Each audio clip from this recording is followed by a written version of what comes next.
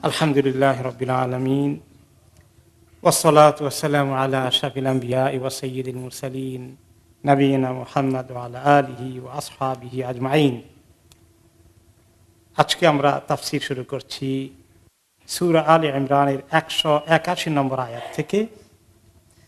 আজকের আয়াতগুলোতে আল্লাহ রাব্বুল আলামিন যে সমস্ত জাতিগুলো থেকে মুসলমানরা দুশমনির শিকার হয়েছে এবং সামনেও শিকার হবে, নবী করিম সাল্লাল্লাহু আলাইহি ওয়াসাল্লামের জামানা থেকে শুরু করে বর্তমান জামানায় আগামীতেও যাদের পক্ষ থেকে দুশমনিগুলো চতুর্দিক থেকে করা হবে মুসলমানদেরকে শেষ করার জন্য, ইসলামকে উৎখাত করার জন্য, তাদের ব্যাপারে আল্লাহ রাব্বুল আলামিন আমাদেরকে কিছু নসিহা করছেন, কিছু সান্ত্বনা দিচ্ছেন, কিছু অ্যাডভাইস করছেন। আল্লাহ রাব্বুল আলামিন 181 নম্বর আয়াতে ইরশাদ করছেন, লাকাদ সামিআল্লাহু কাওলাল্লাযীনা ক্বালু, আল্লাহ তাআলা নিশ্চয়ই শুনেছেন ওদের কথাগুলো যারা বলল। কি বলল তারা? ইন্নাল্লাহা ফাকিরুন ওয়া নাহনু আগনিয়া, আল্লাহ তাআলা তো ফকির আর আমরা হলাম ধনী। এত বড় স্পর্ধার কথা কি আপনি শুনেছেন? নিশ্চয়ই আপনি তো শুনলে আপনি খুব ব্যথা পেয়েছেন, আঘাত পেয়েছেন এই কথা শুনে। তো আল্লাহ তাআলা কি শোনেন নাই? আল্লাহ তাআলা ওনাকে বলছেন নিশ্চয়ই আল্লাহ সেটা শুনেছেন। এত বড় জালিয়াতি কথা। সানাকতুবু মা ক্বালু, আমি লিখে রাখবো যা তারা বলল। ওয়া কাতলাহুমুল আনবিয়া বিগাইরি হাক্ক, শুধু এই নয়, তারা আরো সীমা লঙ্ঘন করেছে, জঘন্য অন্যায় করেছে। তারা যে আল্লাহর নবীদেরকে কতল করেছে অন্যায় ভাবে, সেটাও আমি জানি, সেটাও লিখে রাখবো।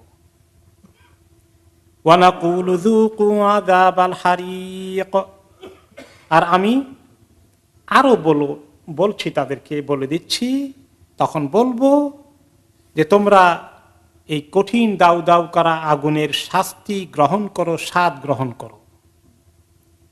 যালিকা বিমা কদ্দামাত আইদিকুম ওয়া আন্নাল্লাহা লাইসা বিযাল্লামিল লিল আবিদ। তাদেরকে যখন এরকম দাউ দাউ করা আগুনের শাস্তিতে ঢুকানো হবে, জ্বালানো হবে, আর এগুলো আল্লাহ তখন বলবেন যুকু আযাবাল হারিক, এখন মজা নাও, স্বাদ গ্রহণ করো। যে আগুন তোমাদেরকে জ্বালিয়ে ভস্ম করে দিবে, তোমাদেরকে পুড়িয়ে মারবে, ওই আগুনের কথা স্বাদ গ্রহণ করো। কেন এরকম? যে এগুলো তোমাদের হাতের কামাই। দুনিয়াতে এই আগুন খাওয়ার জন্যই তোমরা কিছু আমল করে পাঠিয়ে দিয়েছ। আর আল্লাহ তাআলা কখনোই বান্দাদের প্রতি জুলুম করেন না। এত শাস্তি দেওয়া হবে এটা তার পাওনা। আল্লাহ তাআলা একটু রাগ গোসা করে বেশি শাস্তি দিয়ে ফেলবেন তার পাওনার বাইরে, তাও করবেন না। যার যতটুকু প্রাপ্য ততটুকু তিনি দেবেন। এই প্রসঙ্গে ইবনে আব্বাস রাদিয়াল্লাহু আনহুমা তাফসিরে বলেন, যখন একটি আয়াত নাজিল হলো, মান যাল্লাযী ইউকরিদুল্লাহা কারদান হাসানা ফায়ুদাইফাহু লাহু আযআফান কাসীরা, কে আছে আল্লাহ তাআলাকে কারদ হাসানা দান করবে, তাহলে আল্লাহ তাআলা তাকে ডবল ডবল করে কয়েক গুণ বাড়িয়ে তাকে পুরস্কার দান করবেন। এই আয়াতের তাফসীর আমরা শুনেছি বেশ কিছুদিন আগে। আজকে আবার একটু রিপিট করব। আমরা সূরা বাকারা সম্ভবত আজকে আমরা পার করে এসেছি। আল্লাহ তাআলা সেখানে বলেছেন কে আছো আল্লাহকে কারদ হাসানা দেবে, তাহলে আল্লাহ তাআলা তাকে কয়েক গুণ বর্ধিত করে তাকে ফেরত দেবেন। এখানে আমি আবার ক্লিয়ার করি, কারদ হাসানা জিনিসটা কোন অর্থে ব্যবহৃত হয়েছে কোরআনে। কোরআনে এখানে একটি অর্থে এসেছে, আর আমাদের নিজস্ব ট্রানজিকশনে কারদ হাসানার আরেকটি অর্থ রয়েছে। দুটো অর্থের মধ্যে কিছু মিল আছে, কিন্তু দুটো একটা আলাদা বিষয়। মানুষের লেনদেনের মধ্যে কারদ হাসানা যখন আমরা বলি, এটাকে দান করার অর্থে বুঝাই না। আমরা কোন অর্থে বুঝাই? কর্জ দিয়েছি, লোন দিয়েছি। কর্জ কথাটা কিন্তু আরবি থেকে এসেছে, কারদ, দদ, কারদ আর সেখান থেকে বাংলায় কর্জ হয়ে গেছে। তো আমরা যখন কাউকে করজ দেই, লোন দেই, ঋণ দেই, আমরা সেটা আবার ফেরত নিয়ে আসি, এটা দান করা হয় না। তো আমরা যে এই যে ঋণ দিলাম, করজ দিলাম, যেটা করজে হাসানা শব্দটা একটা সিফাত, একটা অ্যাডজেক্টিভ আল্লাহ তাআলা কেন ব্যবহার করেছেন? আল্লাহ তাআলা এটা বুঝাইতে চাইলেন, দেখো এই যে আমার রাস্তায় যে খরচ করো, তোমরা মনে করো এটা দিয়ে দেওয়া হয়ে গেলে এটা কি আর পাবো নাকি? আর দুনিয়াতে কাউকে দিলে সেটা আমার ফেরত পাবা আশা ভরসা আছে। তো আমার কাছে দিলে সেটাও ফেরত পাবা, কিন্তু সেটা কোন জগতে ফেরত পাবা? আখিরাতে মেইনলি। তবে দুনিয়াতেও আল্লাহ তাআলা খায়র বরকত দিয়ে ফেরত দিবেন কিছু, মানে আমাদেরকে বরকতের মাধ্যমে ফেরত দিবেন, এই টাকা প্যাক করে পাঠিয়ে দিবেন না। কিন্তু যে আমরা পাবো, কয়েক গুণ পাবো, তাহলে আল্লাহ তাআলা বলছেন তুমি দিয়ে ফেললা, নাই হয়ে গেল এরকম মনে করো না, বরঞ্চ সেটাও আল্লাহকে দিয়েছো, আল্লাহর কাছে জমা রেখেছো, তোমার কাছে সব তোমার জন্যই দিয়েছো, কাউকে দাও নাই। আসলে তোমার নিজের জন্যই তুমি জমা রেখেছো আখিরাতের তহবিলে। তোমার জান্নাতে যাওয়ার ব্যবস্থা করছো দান করে আল্লাহর রাস্তায়, তোমার কাছে অনেক গুণ ফেরত হয়ে আসবে। কয় গুণ ফেরত হয়ে আসবে?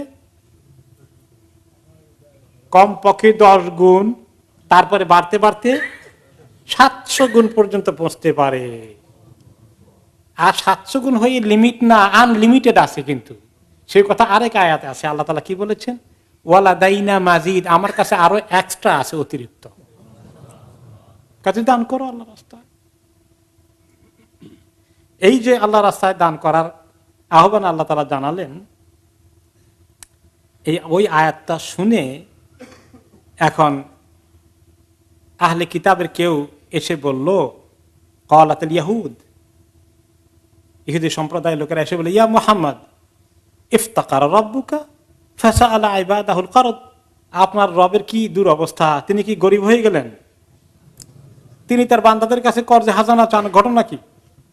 এমন দুর্বল আল্লাহর বান্দা এবং তার দিন নিয়ে আপনি দুনিয়াতে আসছেন, মকারি করা, উপহাস করার একটা সাংঘাতিক সুযোগ পেয়ে গেল। এক চোট নেওয়ার জন্য একটা সুযোগ পাওয়া গেল। মানে এখনকার মিডিয়া যেরকম কিছু একটা এরকম পাওয়া গেলে কিরকম করে, ওই রকম আর কি। তো আল্লাহ তাআলা তখন আয়াত নাযিল করলেন, যেটা আজকে আমাদের মূল আয়াত তাফসীরের, লাকাদ সামিআল্লাহু কাওলাল্লাযীনা ক্বালু ইন্নাল্লাহা ফাকীরুন ওয়া নাহনু আগনিয়া, নিশ্চয়ই আল্লাহ শুনতে পেয়েছেন যারা বলল, তাদের কথা শুনতে পেয়েছেন যারা বলল যে আল্লাহ তাআলা নিঃসন্দেহে গরিব হয়ে গেছেন, ফকির হয়ে গেছেন, আমরা এখনো ধনী আছি। মদিনার ইহুদিরা কিন্তু তখনও পয়সাওয়ালা ছিলেন। মদিনার টাকা পয়সা আর কারোর কাছে কম থাকলেও তাদের কাছে বেশি থাকতো। পয়সা করে বিজনেস আল্লাহ তাআলা তাদেরকে বহুত আগে থেকে করিয়েছেন। ব্যাংক, বিমা বর্তমানে তাদের হাতে আছে, তখনও তাদের হাতেই ছিল। তো আল্লাহ তাআলা সেটা তো জবাব দিলেন যে আল্লাহ রাব্বুল আলামিন আসলে তিনি চাইলে তার রাস্তায় খরচ করার জন্য, দিনের কাজ বাড়ছে না, মানুষের দান না করলে বলো ঠেকে যাবে, এইরকম বড় কষ্টে আল্লাহ তাআলা পড়ে গেছেন নাকি? মোটেই না। আল্লাহ তাআলা মুসলমানদেরকে, তার বান্দাদেরকে চান তারা গায়ে খাটুক, তারা পয়সা খরচ করুক আল্লাহর দ্বীনের জন্য, এই কাজটা করে তারা তাদের দায়িত্ব পালন করে জান্নাতের উপযুক্ত হোক। এই জন্য আল্লাহ তাআলা আমাদেরকে দিয়ে কাজ করেন। তা না হলে আল্লাহ তাআলা যদি চান, কত ফেরেশতা আছে দিন কায়েমের জন্য, ফেরেশতারাই যথেষ্ট হয়ে যাবে। কিন্তু সেইটা তো আল্লাহ তাআলার মানসা নয়। তাহলে আমাদের পাওনা কি হবে? আমাদেরকে ব্যবহার করে আল্লাহ রাব্বুল আলামিন আমাদেরকে কোয়ালিফাই করবেন জান্নাতে যাওয়ার জন্য। এই জন্য আল্লাহ তাআলা আমাদেরকে উৎসাহিত করছেন। তো এই জিনিসটাই তারা বুঝতে পারলো না, তারা উপহাস করলো, মকারি করলো। আল্লাহ তাআলা জবাব দিয়ে বললেন, দেখেন হে নবী, আপনার খুব কষ্ট লেগেছে কথাটা শুনে বোধহয়। কি করা যায়, মাঝে মধ্যে কিছু জিনিস আছে যে জবাব দেওয়া বোধহয় মুশকিল হয়ে যায়। মিডিয়া এমন উল্টোপাল্টা কথা বলে আপনি জবাব দিতে পারেন না, আপনার কাছে খুব বেকায়দা লাগে, খুব কষ্ট লাগে। তো নবী করিম সাল্লাল্লাহু আলাইহি ওয়াসাল্লাম, আল্লাহ তো বলেছেন কে আছে কর্জে হাসানা দিবা আমাকে। এখন এটার তারা এরকম অপব্যাখ্যা করলো, তিনি কি বলবেন? ওনার কাছে আল্লাহ তাআলার ব্যাপারে এত বেয়াদবি, ওনার খুব কষ্ট হচ্ছে। আল্লাহ তাআলা বলেন ওনাকে সান্ত্বনা দিয়ে, আপনার এত কষ্ট হয় কেন? আমি তো সব লিখে রাখছি, আমি আরো জানি তারা কি বলছে, কি কাজ করেছে আপনি জানেন না। ওয়া কাতলাহুমুল আম্বিয়া বিগাইরি হক, আপনি জানেন না এর চেয়ে বড় ক্রাইম তারা করেছে, তারা নবীদেরকে কতল করেছে। যারা নবীদেরকে জবাই করতে পারে, তারা আল্লাহ তাআলার ব্যাপারে এরকম বিদ্রূপ করা, তাদের কাছে এটা কোনো অসম্ভব বিষয় নয়। কাজে আপনি এত সারপ্রাইজ হওয়ার কিছু না, আপনি এত ঘাবড়িয়ে যাওয়ারও কিছু না, আপনি এত হয়রান পেরেশান হবেন না তাদের এই সমস্ত অন্যায় কথাবার্তা শুনে। যেরকম ইসলামের ব্যাপারে মিডিয়ার অপপ্রচার শুনে আমরা হয়রান হয়ে যাই যে কি এত উল্টাপাল্টা কাহিনী কেমন করে বানায়, বসে বসে এভরি ডে এভরি উইক গবেষণা হয় কোনটা এই সপ্তাহে ছাড়া হবে ইসলামের বিরুদ্ধে, কি তৈরি করা হয়, এক একটা ঘটনা কিভাবে বানানো হয়, কিভাবে সাজানো হয়, কিভাবে কোন সময় মুসলমান কিছু ব্যবহারও করা হয়। ইসলাম এবং সত্যিকার মুসলিম উম্মাহ এই সমস্ত অপকর্ম থেকে সম্পূর্ণ মুক্ত। কমন সেন্স অফ ইসলাম এগুলো বলে না যে এরকম উল্টোপাল্টা কাজ ইসলামে আছে, কিন্তু এগুলো সাজানো হয়, ঘটানো হয়, আর এক এক সপ্তাহে এক এক মাসে এগুলো ছাড়া হয় ইসলামের অগ্রযাত্রাকে বন্ধ করে দেওয়ার জন্য। এগুলো শুনে আমাদের কাছে যে কষ্ট লাগে, নবী করিম সাল্লাল্লাহু আলাইহি ওয়াসাল্লামের কষ্ট লেগেছে, আহলে কিতাব মুনাফিকুন মুশরিকুনদের এরকম অপপ্রচার, এগুলোর জবাব আল্লাহ তাআলা দিলেন, মুনাফিকদের জবাব দিলেন। আর এরকম তারা করতে পারে, যারা নবীদেরকে হত্যা করতে পারে, তাদের কাছে এর চেয়ে বড় কিছু করা অসম্ভব কিছু নয়। আর তাদের জন্য তাদেরকে শাস্তি দিবেন আখিরাতে আল্লাহ তাআলা। তাই মুসলমানদেরকে দুনিয়াতে সবকিছুর বিচার পেয়ে যাবেন। মাঝে মধ্যে মনে হয়, আহারে আল্লাহ এত মিথ্যে কথা বললো, তুমি একটা গজব নাজিল করে দুনিয়াতে প্রমাণ করে দাও না কেন। আমাদের মধ্যে এরকম খুব দরখাস্ত দেওয়ার প্রবণতা আসে যে আল্লাহ আর কত মিথ্যা কথা শুনবো, হালাক করে লানাত করে তুমি দেখাই দাও। তো আল্লাহ তাআলা বলেন সব তো দুনিয়াতে শেষ হয়ে যাবে না, কোথায় আছে আসল ঠিকানা? আখিরাতে, সেখানে তোমরা সব দেখতে পাবে, সব বিচার হয়ে যাবে, কারোর প্রতি আল্লাহ কোনো জুলুম করবেন না। আল্লাযীনা ক্বালু ইন্নাল্লাহা আহিদা ইলাইনা আল্লা নু'মিনা লিরাসূলিন হাত্তা ইয়াতিয়ানা বিকুরবানিন তাকুলুহুন নার। তারা এত সীমালঙ্ঘন করেছে, যারা এমনকি এই কথাও বলেছে যখন নবী মুহাম্মদ সাল্লাল্লাহু আলাইহি ওয়াসাল্লাম তাদের কাছে আসলেন এই দ্বীনের দাওয়াত নিয়ে, যে তারা তো নবীর উম্মত, তারা নবীর দ্বীন জানে, তাদের কাছে গেলেই তারা এটা অ্যাকসেপ্ট করে ফেলবে, এমন কনফিডেন্স নিয়ে গেলেন, কিন্তু তারা ঠিক উল্টো রিয়াকশন দেখালো। তো এদের অবস্থা হচ্ছে, তারা আরো বলে যে আল্লাহ তাআলার সঙ্গে আমাদের চুক্তি আছে যে আমরা কোন নবীকে বিশ্বাস করব না যতক্ষণ না তিনি একটা মুজিজা দেখাবেন যে কোরবানির পশু কোরবানি করে জবাই করে রেখে দেবে এক জায়গায়, আর তিনি হক নবী হয়ে থাকলে একটা আগুন এসে আল্লাহর কাছ থেকে এই কোরবানিটাকে খেয়ে ফেলবে।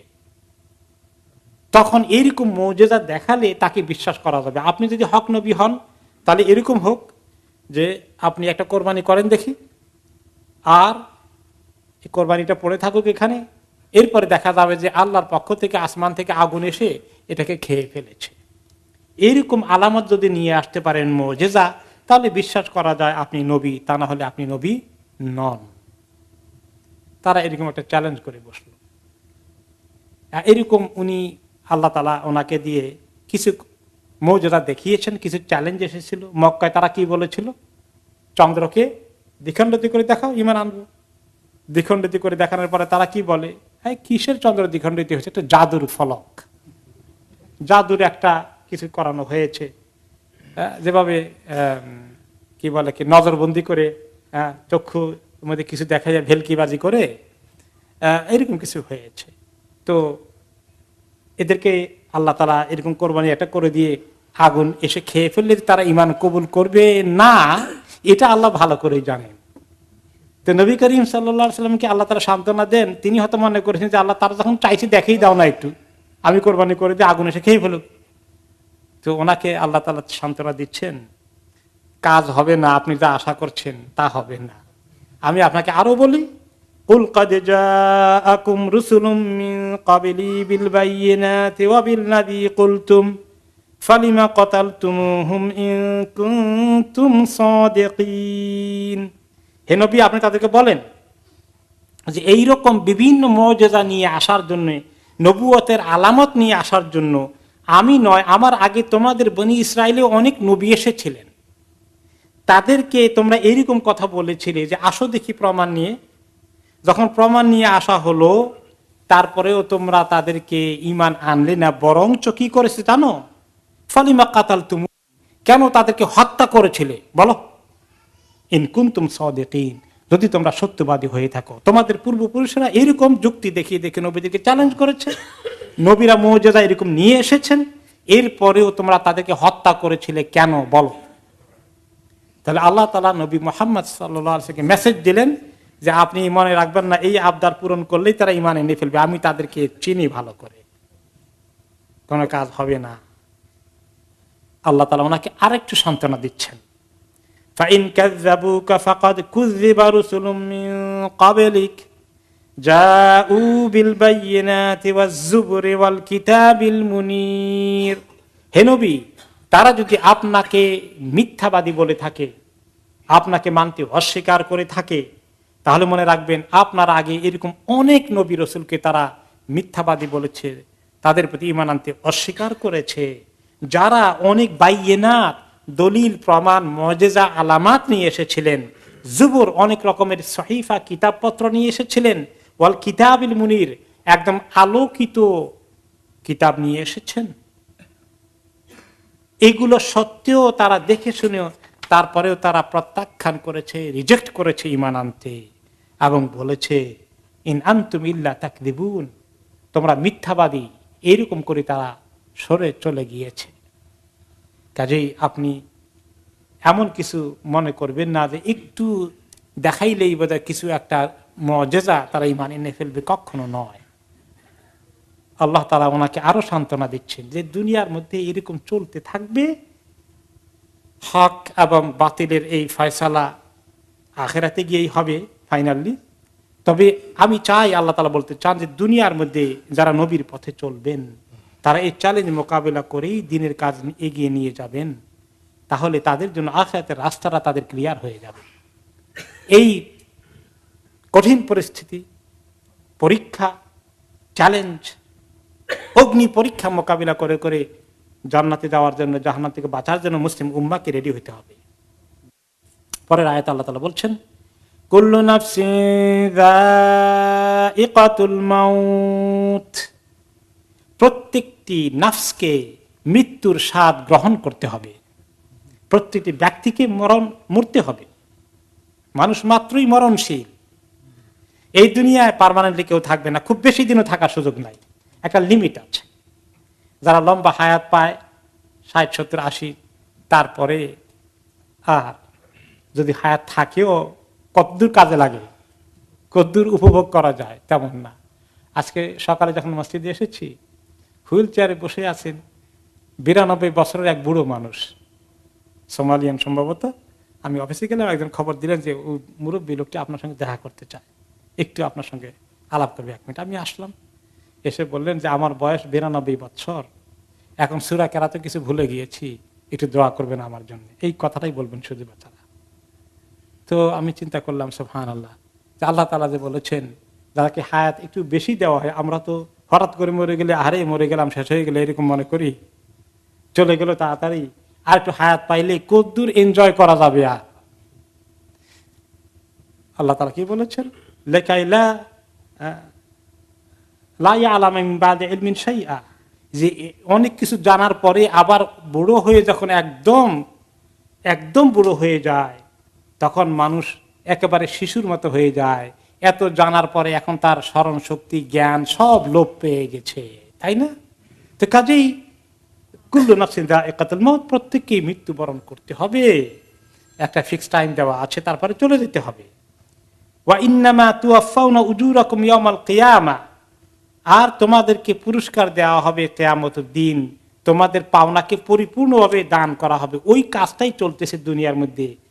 হকওয়ালা বাতিলওয়ালাদের এই যে জীবন পদ্ধতি এবং সেটা নিয়ে সংগ্রাম সংঘর্ষ চলছে, এগুলো সবাই তাদের পাওনা পাওয়ার জন্য রেডি হচ্ছে। কাজে মুসলিম উম্মাহ যদি দুনিয়াতে কষ্ট তাদের কোনো কোনো সময় হয়ে যায়, আখিরাতে তাদের পাওনাটা ঠিক মতো পেয়ে যায়, তখন এই যে এখন এত কষ্ট পাচ্ছেন, আখেরাতে গিয়ে আর এই কষ্ট থাকবে যদি জান্নাতে নসিব করেন আল্লাহ তাআলা আমাদেরকে?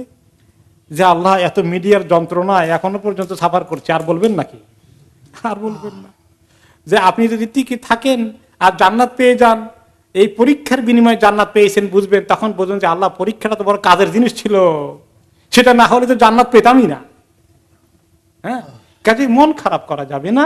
মুমিন তার জীবনে এটা কি জেনে নিবে যে পরীক্ষা আসবে, একটু পরে আল্লাহ তাআলা আরেকটু ক্লিয়ার করে বলবেন পরীক্ষার কথা। তো কাজে তোমরা প্রিপারেশন নিচ্ছ, প্রস্তুতি নিচ্ছ।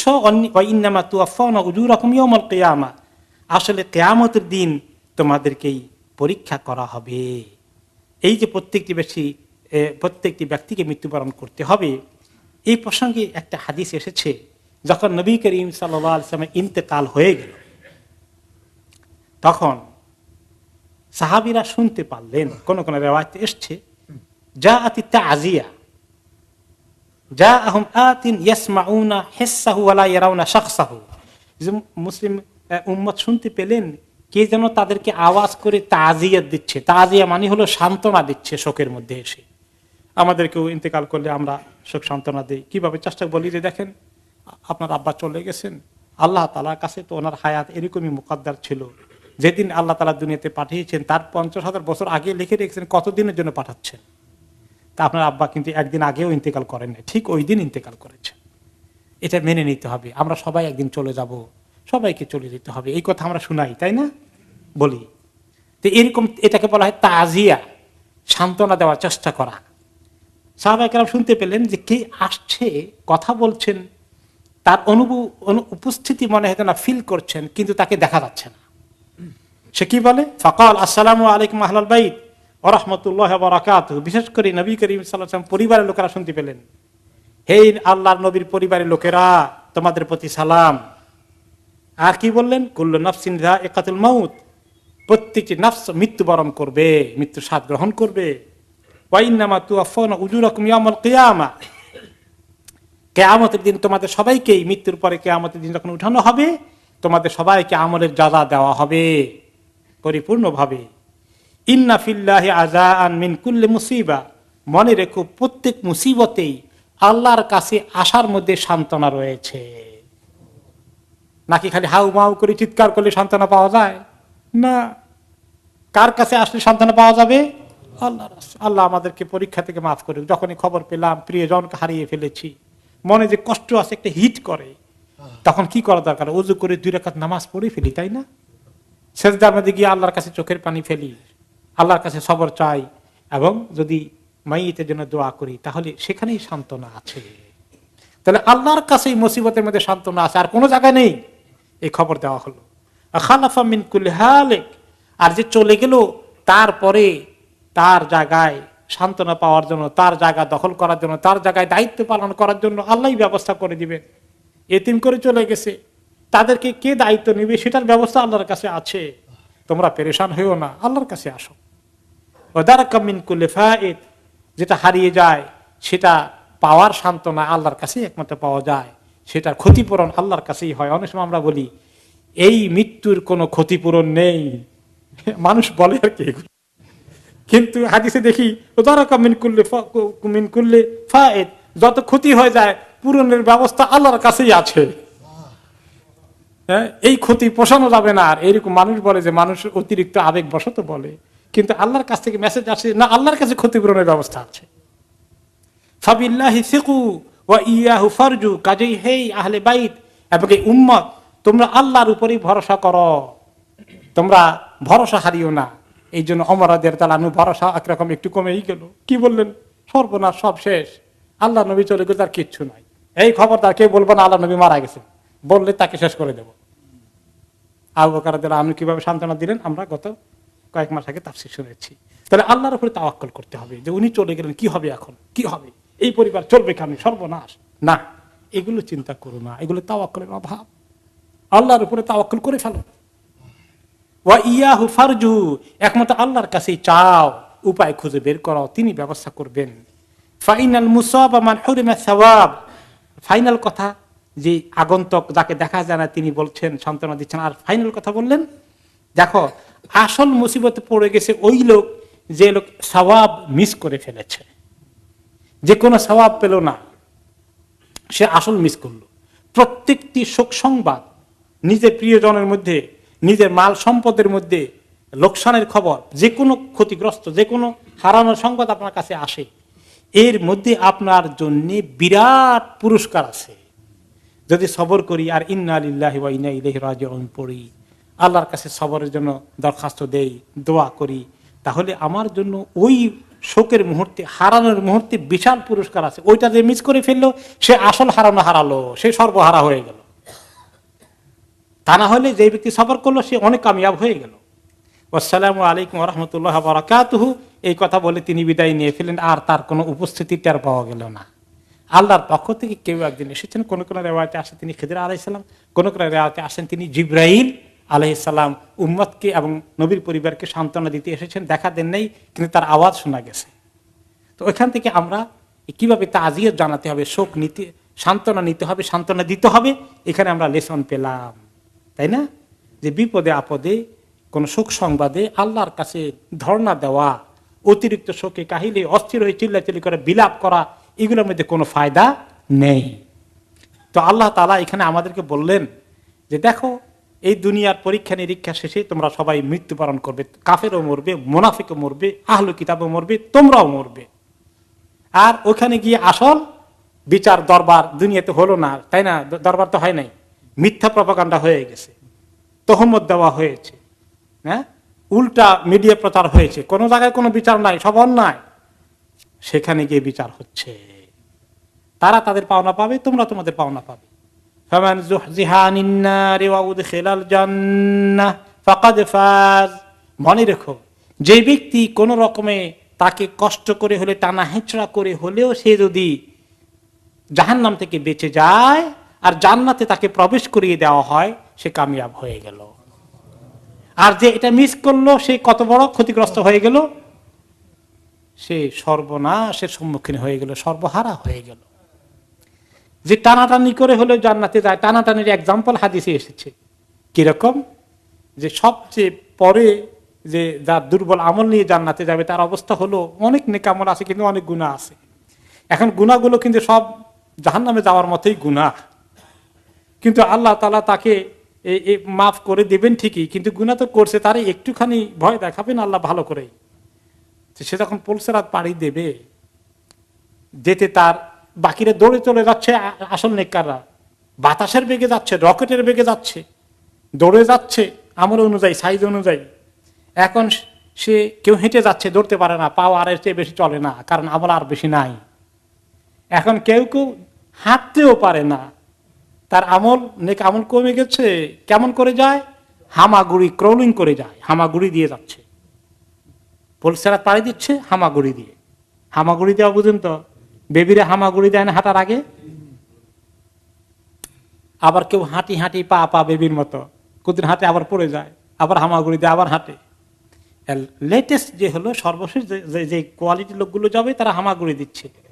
আর এই সময় তাদের হাতের লাইট একবার নিবে আবার জ্বলে, নিবে আবার জ্বলে, লাইটও দেখা যায় না, অন্ধকার। আর নিচে তো অন্ধকার, নিচে কি অপেক্ষা করছে? জাহান্নাম, পড়ে গেলে জাহান্নাম। তো তারা পড়ে যাওয়ার উপক্রম, ধপ করে পড়ে যাচ্ছেন, আবার ধরছেন, আবার জাহান্নামের থেকে ক্রেইনের মতো আসছে, এসে তাদেরকে হুক আছে ক্রেনের মধ্যে, ধপ করে তাদের কামড়িয়ে ধরছে, এবং তাদের চামড়া কোনো কোনো জায়গায় ছিঁড়ে যাচ্ছে, কোনো জায়গায় আগুনে দিয়ে সেঁক লেগে পুড়ে যাচ্ছে, কোনো জায়গায় পড়ে যাচ্ছেন, আবার উঠে যাচ্ছেন, টিকে যাচ্ছেন, কিন্তু কয়েকবার পড়ে যাওয়ার উপক্রম হয়ে গেছেন, তাদের কলজা উল্টে গেছে, হায়রে গেলাম বোধে পড়ে, তারপরেও বেঁচে গেছেন। এরকম টানাটানি করেও সেই ব্যক্তি যখন পুলসিরাত পাড়ি দিয়ে শেষ মাথায় পৌঁছে গেল, তখন তার ইয়া আল্লাহ আলহামদুলিল্লাহ, তখন তার গিয়ে সে স্বস্তির নিঃশ্বাস ফেলবে, তার আগে না। তো এইরকম হামাগুড়ি দিয়েও যে পার হয়ে গেছে, জাহান্নামে পড়ে যেতে হয় নাই, ফাকাদ ফাজ, সেও কামিয়াব হয়ে গেছে। আর যে পড়ে গেল, তার কি অবস্থা বলেন? কি অবস্থা হবে তার? আমাদেরকে যদি আল্লাহ তাআলা এরকম ফেলে দেন, কিভাবে আমরা সহ্য করব? আল্লাহুম্মা আজরনা মিনান নার। তো মুমিনদেরকে আল্লাহ তাআলা সান্ত্বনা দিচ্ছেন যে এইরকম টানাটানি করে হলেও যদি জাহান্নাম থেকে বেঁচে যায়, জান্নাতে চলে যায়, ফাকাদ ফাজ। ওমাল হায়াতুদ দুনিয়া ইল্লা মাতাউল গুরুর। দেখো দুনিয়ার জীবন কয়েকদিনের মাত্র ধোঁকা, অনেক মানুষ ধোঁকায় পড়ে গেছে। এই জন্য কাফের, মুনাফিক, মুশরিক, আহলে কিতাব এরা সবাই এই দুনিয়ার ধোঁকার মধ্যে ঘুরে ইসলামের বিরুদ্ধে এত দুশ্মনী করছে, তারা ধোঁকায় আছে। আর যারা ইসলামকে ফলো করে তোমরা যদি ধোঁকা থেকে বেঁচে থাকো, তোমরা কিন্তু কামিয়াবি রাস্তায় আছো। লাতুবলাউন্না ফি আমওয়ালিকুম ওয়া আনফুসিকুম ওয়া লাতাসমাউন্না মিনাল্লাযীনা উতুল কিতাবা মিন ক্বাবলিকুম ওয়া মিনাল্লাযীনা আশরাকু আযান কাসীরা। হে মুসলিম উম্মাহ, হে মুমিনের দল, তোমরা অবশ্যই শুনতে পাবে, তোমাদেরকে অবশ্যই পরীক্ষা করা হবে তোমাদের ধন সম্পদের মধ্যে, মালের মধ্যে। তোমাদের জীবনের নিরাপত্তা বিঘ্নিত হওয়ার মতো পরিস্থিতি সৃষ্টি হয়ে তোমাদের জানের উপরে পরীক্ষা আসবে। ওয়ালা তাসমাউন্না মিনাল্লাযীনা উতুল কিতাবা মিন ক্বাবলিকুম, আর তোমাদের আগে যাদেরকে কিতাব দেওয়া হয়েছে, আহলে কিতাব মার্কা লোকগুলো, এদের কাছ থেকে তোমরা অনেক শুনবে। অমিনাল্লাযীনা আশরাকু আযান কাসীরা, আর যারা শিরক করেছে মুশরিকিন, এদের পক্ষ থেকে কষ্ট পাওয়ার মতো প্রচুর কথা তোমাদের বিরুদ্ধে আসবে। এগুলোর পরীক্ষায় তোমরা থাকবে। তোমাদেরকে অর্থ সম্পদ, জান মাল এবং তোমাদের ব্যাপারে মিডিয়ার মধ্যে নেগেটিভ প্রোপাগান্ডা, ব্যাপক অপপ্রচার তোমাদের বিরুদ্ধে, অন্যায়ভাবে তোমাদেরকে দায়ী করা হবে, তোমাদের বিরুদ্ধে ঘটনা রটানো হবে, বানানো হবে, প্রচার করা হবে, ছড়িয়ে দেওয়া হবে। মুশরিকরা মিলে, আহলে কিতাবরা মিলে এইরকম তোমাদের বিরুদ্ধে ষড়যন্ত্র করবে, দুশ্মনী করবে।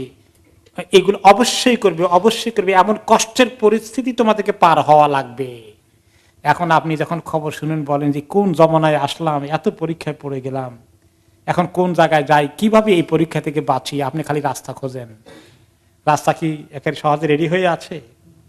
কেউ অনেক সময় মনে করি আচ্ছা কি করা যায়, ইসলামের এই কথাটা নাই বলিবা, এটারে কেমনে ঘুরে গাড়ে বলা যায়, হবে না।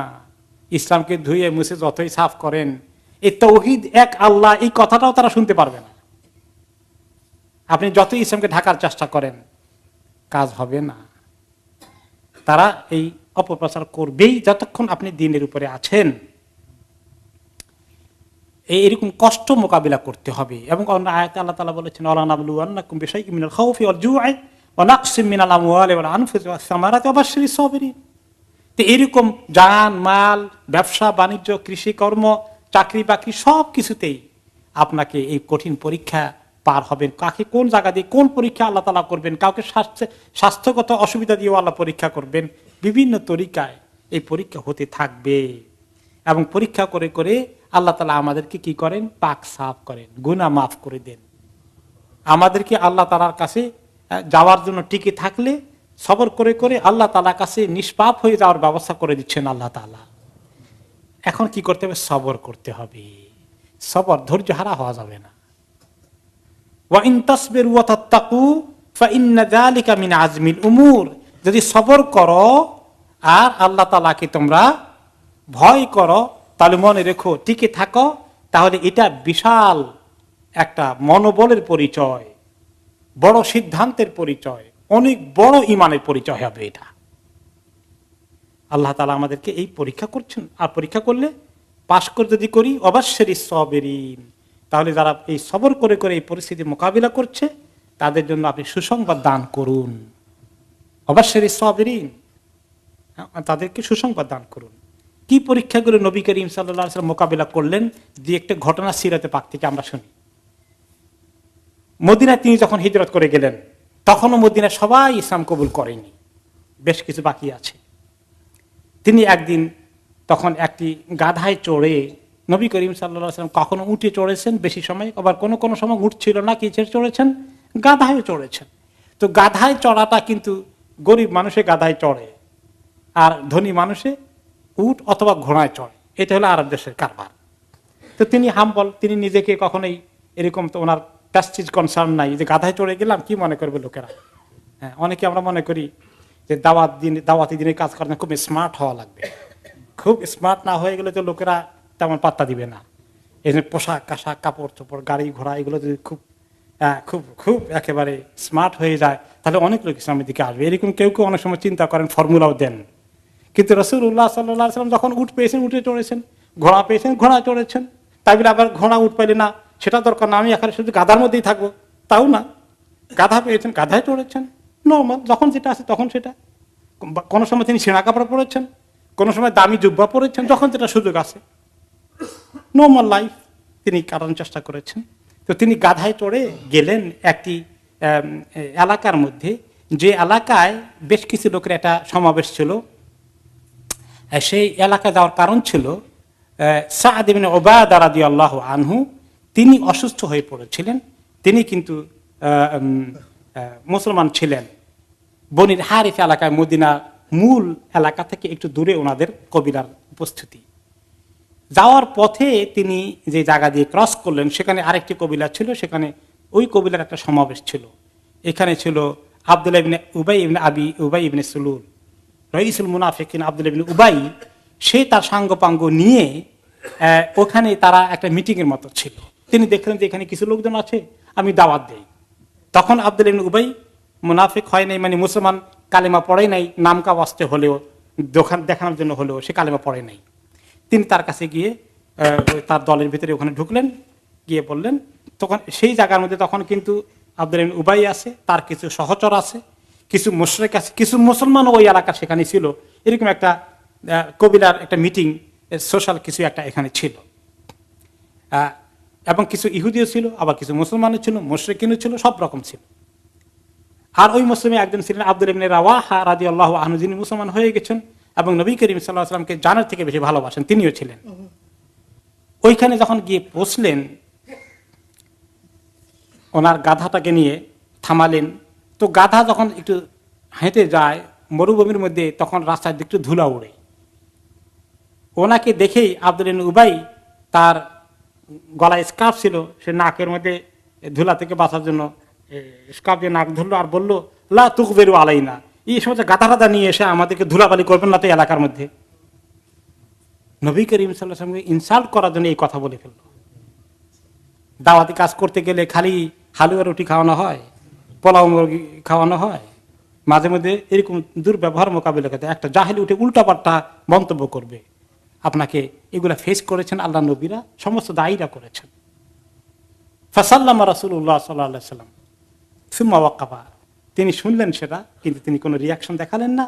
তিনি তাদের আরেকটু কাছে গিয়ে সালাম করলেন, সবাইকে থামলেন, গাধা থেকে নামলেন, আল্লাহ তাআলা দিকে ডাকলেন, কিছু কোরআন তেলাওয়াত করে শোনালেন। তিনি এগুলো গায়ে মাখলেন না। অনেকক্ষণ তিনি যখন একটু বয়ান করলেন, কিছু আয়াত তেলাওয়াত করে শোনালেন। এখন রিয়াকশন দেখাচ্ছে আব্দুল্লাহ ইবনে উবাই। উনি থামলে বলে, আইয়ুহাল মারউ ইন্নাহু লা উহসিনু মিম্মা তাকুল, আপনি যা বললেন এই এই অমুক, আপনি যা বললেন আল্লাহ নবী আল্লাহ রাসূল এগুলো কিছু না। আইয়ুহাল মারউ, এই লোকটি, ওই লোকটি, আপনি এতক্ষণ যা বললেন, ইনকান হক, আমি আপনার এগুলো কিছু পছন্দ করি নাই। I did not like at all what you said. ইনকান হাক্কান, যেটা আপনি বললেন এটা যদি হক হয়, ফালা তুযিনা বিহি ফি মাজালিসিনা, আপনার কাছে যদি হক এসে থাকে, এটা নিয়ে আপনি আমাদের এখানে ফেরি করার দরকার নাই, আপনি আমাদের কাছে আসবেন টারবেন না। ইরজি ইলা রাহলিকা ফামান জাআকা ফাকসুস আলাইহি, আপনি আপনার ওই কোম্পানি নিয়ে থাকেন, আপনি আপনার গ্রুপ নিয়ে থাকেন, যে আপনার কাছে শুনতে চায় তাদেরকে বলেন। আপনার তো আপনাকে ওয়েলকাম করে এনে ডাকি না, এখানে আসেন কেন? আমরা এগুলো শুনতে চাই না, never come again, go to your group, আপনার গ্রুপের কাছে গিয়ে ওদেরকে শোনান যারা শুনতে চায়। আব্দুল্লাহ ইবনে রাওয়াহা রাদিয়াল্লাহু আনহু উনি আছেন, ওনার এই কথা শুনে খুব কষ্ট লাগলো। তিনি সঙ্গে সঙ্গে প্রত্যুত্তর করলেন, বালা ইয়া রাসূলুল্লাহ ফাগশিনা বিহি ফি মাজালিসিনা ফাইন্না নুহিব্বু যালিকা। তিনি সঙ্গে সঙ্গে জবাব দিলেন, হে আল্লাহর রাসূল, আমরা অবশ্যই চাই যে আপনি আমাদের সমাবেশে প্রায়ই আসবেন আর এগুলো শোনাবেন আমাদেরকে, আমরা এগুলো শুনতে খুব পছন্দ করি। সুবহানাল্লাহ, ওনার এমন জজবা এসে গেল। এই মুসলমানরা তো মাঝে মধ্যে এইগুলো কিছু রিয়াকশন দেখাইতে হবে, যে তার জজবা দেখাইতে হবে এবং হককে সাপোর্ট করতে হবে। যদি হকওয়ালারা সবাই মুখের মধ্যে কুলুপ মেরে বসে থাকে আর খালি বাতিল ডঙ্কা বাজা, তাহলে তো হবে না। যারা হক বুঝেছেন তারা হকের জন্য হককে ডিফেন্ড করতে হবে। ফাস্তাব্বাল মুসলিমুন আল মুশরিকুন আল ইয়াহুদ হাত্তা কাদু ইয়াতাসাওয়ারুন। তখন এই একটু হইচই শুরু হয়ে গেল, উভয় পক্ষের মধ্যে মনে হয় একটু ধাক্কাধাক্কির ভাব হয়ে গেছে, অ্যাবাউট টু ফাইট, যাক ফাইট পর্যন্ত যায় নাই। এখন আমরা দেখি যে পৃথিবীর মধ্যে এখনো যখন দিনের দাওয়াতের জন্য কোনো জায়গায় দাওয়াত দেওয়া হয়, সেখানে মনে হয় যেন অন্যায়ভাবে মারামারি পরিস্থিতি সৃষ্টি করা হয়ে যায়। একদল আসে হামলা করার জন্য, তাফসীর মাহফিলে হামলা শুরু করে দিল, এরকমও মাঝে মধ্যে খবর আসে। ফালাম ইয়াজাল আন-নবী সাল্লাল্লাহু আলাইহি ওয়াসাল্লাম ইউখাফফিদুহুম হাত্তা সাকাতু। তবে রাসূলুল্লাহ সাল্লাল্লাহু আলাইহি ওয়াসাল্লাম থামালেন, সবাই শান্তভাবে সবাইকে থামালেন, থামো থামো, থাক, এটা নিয়ে বাড়াবাড়ি করো না। তিনি সবাইকে শান্ত হতে বললেন। সুম্মা রাকিবান নবী সাল্লাল্লাহু আলাইহি ওয়াসাল্লাম দাব্বাতাহু ফাসারা হাত্তা দাখালা আলা সা'দ ইবনে উবাদা। নবী করিম সাল্লাল্লাহু আলাইহি ওয়াসাল্লাম থামিয়ে সবাই শান্ত হয়ে গেলে তিনি আবার গাধাটা চড়ে তিনি গেলেন ওনার যেটা যাওয়ার কথা ছিল সা'দ ইবনে উবাদার, ওখানে তাকে দেখতে গেলেন। তিনি অসুস্থ, তখন তিনি কিন্তু লিডার ওই কবিলার। বললেন, গিয়ে বললেন, ইয়া সা'দ আল্লাম তাসমা ইলা মা ক্বালা আবু হাব্বাব, আপনার কাছে খবর এসেছে, শুনতে পেয়েছেন? আবু হাব্বাব বলতে আব্দুল্লাহ ইবনে উবাই কি বলেছে, তার মন্তব্য, আপনি কি খবর পেয়েছেন? বলে কি ঘটনা, কি হয়েছে? তিনি তখন সব ঘটনা বললেন। তারপরে সা'দ রাদিয়াল্লাহু আনহু সাহাবী, তিনি খুব জ্ঞানী মানুষ, তিনি আল্লাহ নবীকে সান্ত্বনা দেওয়ার জন্য বললেন, ইয়া রাসূলুল্লাহ ইফা আনহু আসফা, আপনি তাকে ইগনোর করেন, ক্ষমার দৃষ্টিতে দেখেন, এটা নিয়ে আপনি কনসার্ন না হয়ে আপনি আপনার কাজ চালিয়ে যান। ফাওয়াল্লাযী আনজালা আলাইকাল কিতাব, আল্লাহর কসম করে বলে, যিনি আপনাকে কিতাব নাজিল করেছেন, লাকাদ জাআকাল্লাহু বিল হাক্কিল্লাযী নাযালা আলাইক, আমি স্বীকার করছি, স্বীকৃতি দিচ্ছি, কনফার্ম করছি যে আল্লাহ তাআলা আপনাকে হক দিয়ে নাজিল করেছেন। তবে একটা ঘটনা, এর মনে এত হিংসা কেন জানেন? যে এই এলাকার লোকেরা আপনি আসার আগে মদিনায় প্রায় এগ্রি করে ফেলেছিল যে মদিনার একজন রুলার নাই, শাসক নাই, লিডার নাই, বাদশা নাই, তাকে তারা বাদশা বানাবে, এই কথা ফাইনাল হয়ে গিয়েছিল।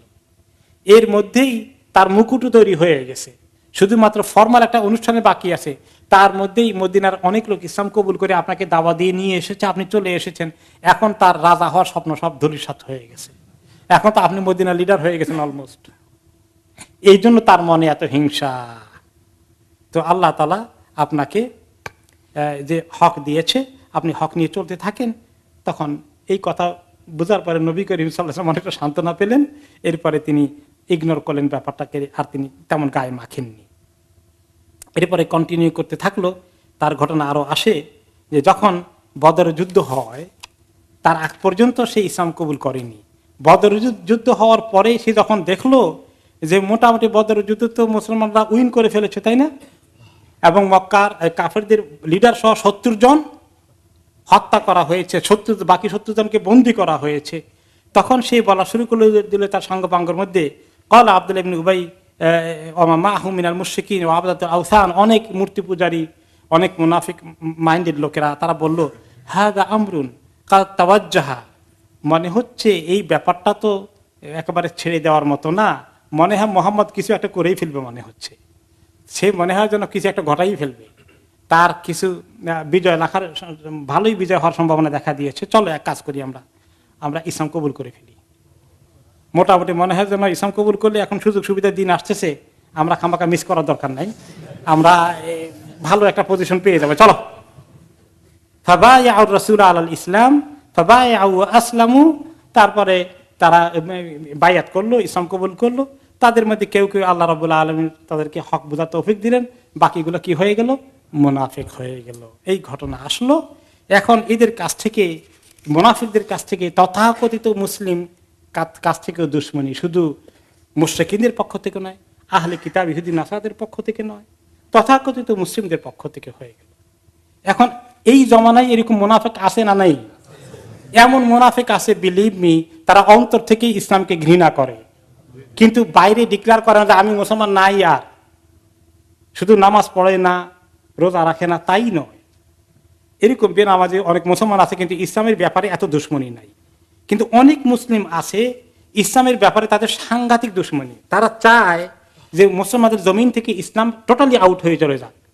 কিভাবে দুশমনী করা যায়, রাত দিন তারা করে। কিন্তু শুধু আব্দুল্লাহ ইবনে উবাইর মতো মুনাফিক হিসাবে তাদের পরিচয় এভাবে পরিচিত হয় নাই, কিন্তু আসলে তারা মুনাফিক। তাহলে এখন এই জামানায় আমরা কোন কোন গ্রুপের পক্ষ থেকে দুশমনী মোকাবেলা করছি যারা মুসলিম আছে বলেন? মুশরিকিনদের পক্ষ থেকে দুশমনী আছে না নাই? আহলে কিতাবের পক্ষ থেকে আর মুনাফিকদের পক্ষ থেকে আছে। তাহলে যেভাবে সাহাবায়ে কেরাম রাসূলুল্লাহ সাল্লাল্লাহু আলাইহি ওয়াসাল্লামকে সবর করতে ইস্তেকামতের সাথে এগিয়ে যেতে হয়েছে, আমাদেরকে এই দায়িত্ব পালন করার জন্য সবরের সাথে ইস্তেকামতের সাথে বাধা তুফান আসবে মোকাবেলা করে এগিয়ে যেতে হবে, হিকমতের সাথে বুদ্ধির সাথে আল্লাহর উপর তাওয়াক্কুলের সাথে এগিয়ে যেতে হবে। আর কোনো রাস্তা নাই, এই রাস্তায় কিয়ামত পর্যন্ত চলতে থাকবে। এই কাশমাকাশ, এই সংগ্রাম বাইনাল হাক্কি ওয়াল বাতিল মাদিন ইলা ইয়াউমিল কিয়ামাত, কিয়ামত পর্যন্তই চলতে থাকবে। আল্লাহ রাব্বুল আলামিন আমাদের সবর ইস্তেকামতের সাথে দিনের পরে মজবুত হয়ে টিকে থাকার তৌফিক দান করুন।